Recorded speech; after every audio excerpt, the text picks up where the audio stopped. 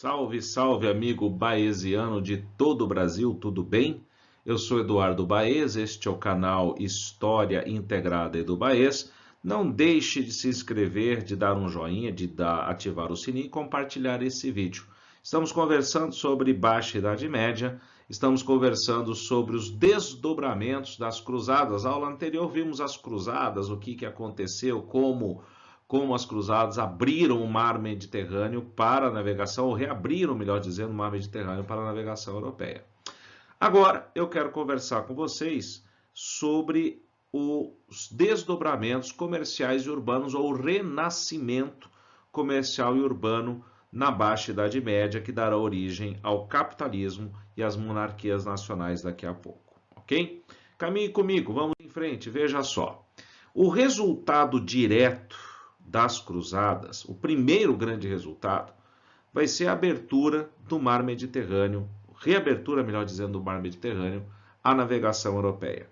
Rotas comerciais ligando o Oriente ao Ocidente serão retomadas.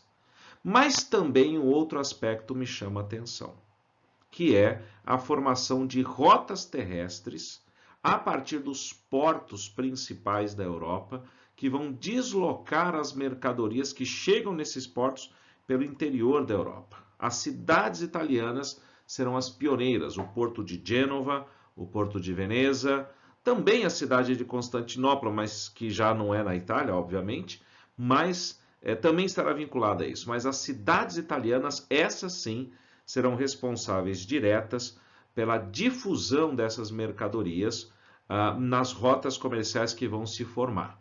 Essas rotas de comércio vão interligar todo o continente europeu na parte interior e na parte terrestre, passando pelos feudos, levando as mercadorias, e no entroncamento, daqui a pouco eu vou falar disso, dessas rotas, começam a surgir as feiras.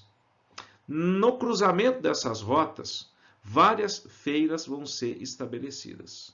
Feiras que vão surgir sazonalmente, sempre no período da primavera e do verão e um pouquinho do outono. No inverno vai ser impossível, porque é o ar livre, né? O inverno europeu sabe como é que é. Então, essas rotas elas se estabelecem no contexto da França, a chamada Rota e Feira do Champagne, e na região norte da Europa, na Rota da Flandres, a Feira da Flandres também, na região da Bélgica. São duas importantes rotas, uma no sul, Champagne, outra ao norte, as Flandres, que vão formar esse novo cenário aí dentro do contexto feudal, diferente do modelo feudal, porque agora nós estamos falando de atividade comercial. A moeda nessas feiras é retomada como valor de referência, deixando para trás a prática do escambo, que era a grande prática nos feudos. A moeda se torna um valor de referência para facilitar as atividades comerciais nessas feiras. Também as atividades de crédito. O que é crédito? Uma definição de crédito é interessante, né? Crédito é comprar o que você não precisa com dinheiro que você não tem para impressionar quem você não gosta. Mas, na realidade, o crédito é uma forma de você ampliar ainda mais o comércio, na forma de o comerciante acreditar que receberá a prazo, entendeu? A palavra crédito.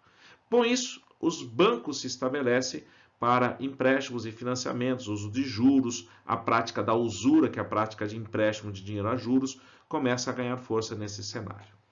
As cidades, as rotas, melhor dizendo, as feiras, começam a formar associações de atividades comerciais em comum para facilitar e dinamizar esse cenário, mesmo para estabelecer mesmos pesos e medidas, moedas mais fáceis de serem trocadas, e isso gera um comércio em larga escala no contexto europeu, chamada da formação a partir do século XII das associações de comerciantes e cidades comerciais e feiras, denominado de ligas hanseáticas ou Hansas ou ligas. A maior de todas era a Liga Hanseática do Mar do Norte, comerciantes alemães que, se aproveitando do fechamento ou da dificuldade na região ainda no Mediterrâneo, vão estabelecer uma intensa atividade comercial no norte da Europa, ok? Bem, o que mais nós vamos observar aqui? Vamos em frente. Com isso, com o comércio estabelecido e com as feiras elas vão se tornar mercados fixos. Uma vez que se tornam mercados fixos, ganham uma muralha em torno de si para se proteger. E os comerciantes passam a morar dentro desses mercados, dessas cidades medievais. Essas cidades medievais serão chamadas de burgos. Os habitantes dos burgos, os burgueses. Nasce aí a burguesia. Então, o comércio impulsiona a cidade. Não há possibilidade de cidade sem comércio anterior.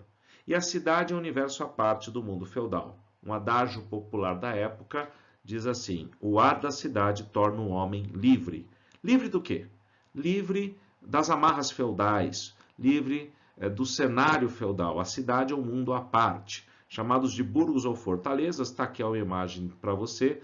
Você pode observar, a área maior é a área do burgo, né? Ali está o castelo próximo, que definia a sua defesa, principalmente. Mas, posteriormente, isto será desmontado, principalmente porque o mundo feudal vai ser abalado por isso. Olha o que acontece aqui.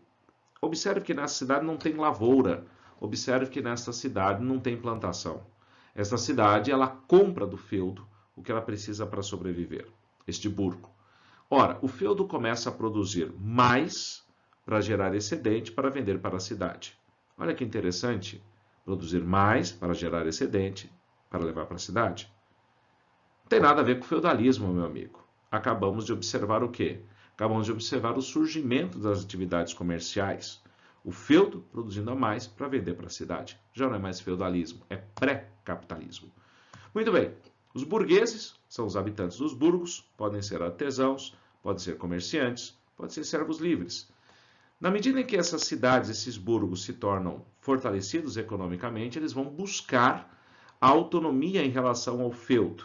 Essa autonomia é chamada de movimento comunal. Esse movimento comunal buscava justamente libertar as cidades do domínio dos senhores feudais. Para isso, eles precisavam de uma carta de franquia, um documento que o senhor feudal estabelecesse ou determinasse que aquela cidade era autônoma. As guerras são constantes e as indenizações também. Agora, para ter força política, essa cidade ela precisa se aliar a alguém que tenha força política para tal. Com isso, ela vai buscar o apoio dos reis. Quem são os reis? Os suzeranos dos suzeranos, aqueles que querem reunificar as suas terras, diminuindo o poder dos senhores feudais e do clero, principalmente. Começa a se formar uma aliança interessante entre a burguesia e os reis, que dará origem, posteriormente, às monarquias nacionais, unificando as fronteiras feudais. Uma cidade medieval, ela se organiza da seguinte maneira. Vamos observar isso. Primeiro, os mercadores, comerciantes, eles se associam em guildas. São associações locais que detêm o monopólio e o controle da atividade, evitando a concorrência estrangeira e a instalação de comerciantes estrangeiros naquelas cidades. As corporações de ofício entre os artesãos estabelecem o mesmo princípio. A associação de artesãos que evita justamente qualquer tipo de concorrência. Qualquer estrangeiro que chegue ali terá que se submeter às corporações de ofício e às guildas, muitas vezes trabalhando para esses comerciantes e para esses artesãos. Esses grandes comerciantes, nas suas cidades, esses artesãos, eles impunham o seu controle sobre a atividade local. Com isso, aqueles que chegam de fora terão que se submeter a esse tipo de trabalho. É quando surge o trabalho assalariado e, consequentemente, o mercado interno. Observou como o sistema feudal está sendo transformado para dar origem ao sistema capitalista? Pois bem, são essas transformações que nós vamos continuar a observar no próximo vídeo, onde falaremos de monarquias nacionais, como tudo isso se estabelece no cenário político, ok? Eu sou Eduardo Baez, este é o canal História Integrada do Baez. Inscreva-se, ative o sininho, dê um joinha, é muito importante para a gente. Compartilhe o vídeo. Um grande abraço, meu amigo, até a próxima, tchau, tchau.